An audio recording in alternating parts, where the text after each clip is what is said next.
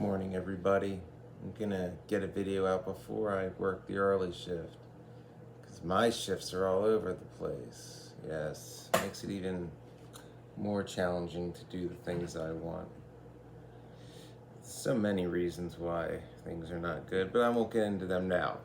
But what I want to get into this morning is 10 signs of narcissistic abuse syndrome, specifically more geared towards in a relationship. What are 10 main signs? And if you're exhibiting a number of these, most likely with a narcissist, most likely other people are telling you that.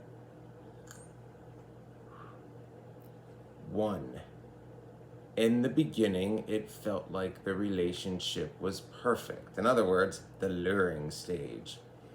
A narcissist, when they pick a target, particularly for a romantic purpose, they'll learn as much as they can about the target and pretend to be what the target wants to lure them in, to trap them.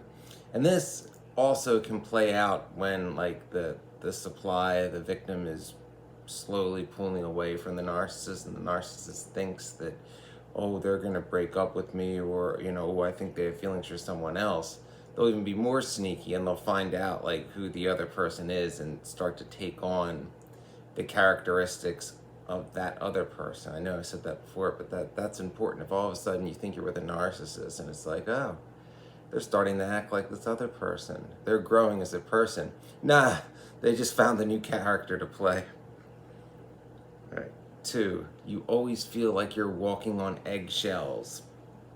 In other words, you're always on edge. And this is particularly true when it's just you and the narcissist alone. Everything's about them, like their interests, their wants, their desires, their career advancement. It can be any number of things. But you're always walking on eggshells that at any given moment, the narcissist is going to become upset, and you're going to feel the effects of the narcissistic rage. Because remember, you exist only to serve the narcissist. The narcissist is not your partner, they are your master. Do not let that happen, because as many narcissistic chains that I have broken, it is a known fact, a dark truth. It's going to be a dark video I have to make at some point, is the sad reality that you cannot save slave girls. Well, Lilith can, but Lilith can do anything. 3, you experience smear campaigns. Aha, yes. So this will happen when you're in a relationship with a narcissist and things aren't going good. It's obvious. The victim always looks upset. People realize it. The narcissist has been around the victim's friends and family enough, assuming they haven't cut them off, cut the victim off from their support system, where the mask is going to slip. People are going to see the narcissist for who they really are. The jig is up, right? The narcissist will start blaming the victim for all the problems. The classic projection tactic. They're going to try to martyr themselves.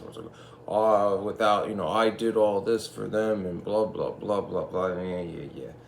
Lies. Narcissists lie. They're good liars. They're good bullshitters. Why a lot of them go in the sales and positions of government and anything where lying and networking are, the keys to success. Number 5, you develop a pervasive sense of mistrust. So the narcissist is going to play another game where they're going to make you think that they're the only one you can trust. It's everybody else that has an agenda. It's everybody else that's trying to use you being the victim. And this is, their attempt to further isolate the victim because, like I said, the narcissist knows people are onto him. People are going to talk. And for a victim, when you start hearing the same things independently from, different groups in your life, friends, families, coworkers, groups that don't ever or perhaps only rarely interact and overlap, if they're all saying the same thing, that pattern forms. It's like, must be something to this. What's the common denominator? So the narcissist is going to try to put this sense of mistrust, like everybody else is out there. I'm the only one looking out for you, kind of thing. This is how you know they're getting desperate. If you start feeling this sense, it means the narcissist is feeling desperate. 6. This is one that you have to recognize in yourself. You engage in self-destructive behaviors. So if you're in a relationship with a narcissist and you feel like you can't get out, this is particularly true if you want to get out, but you feel like you can't, or the narcissist makes you think that things are going to change, or that timing's not just right thing. I never understand that one because my timing in anything's awful, so I just completely ignore it. Timing, that's an obstacle. It's always bad. Anyway. Self-destructive behaviors most common would be substance abuse, be it, drugs, prescription drugs, most commonly alcohol. If you notice, if you're drinking every night, or if you're trying to change your work schedule to where you're on an opposite work schedule with a narcissist, and then the first thing you want to do is, oh good, I have time away from the narcissist, I'm alone, and you're sitting drinking alone. Usually a pretty obvious sign.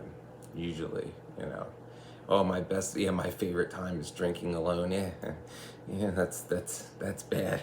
I remember having this talk with my friend Amanda a few years ago. She didn't want to, reality hit her like a truck, but she's free now and doing quite well. 7. You start experiencing unexplained physical symptoms. In other words, you, the victim, by repressing, trying to push that truth down and be like, it's not that bad, things ebb and flow, and it's on and off happiness and all that positive thinking crap. In other words, lying to yourself. You're going to start by suppressing what you really feel, because you part of you is ashamed, so you're not opening up about how bad it really is to people who you trust, people or people who want to help you. You're gonna start manifesting physical symptoms, physical pain. Could be you become more susceptible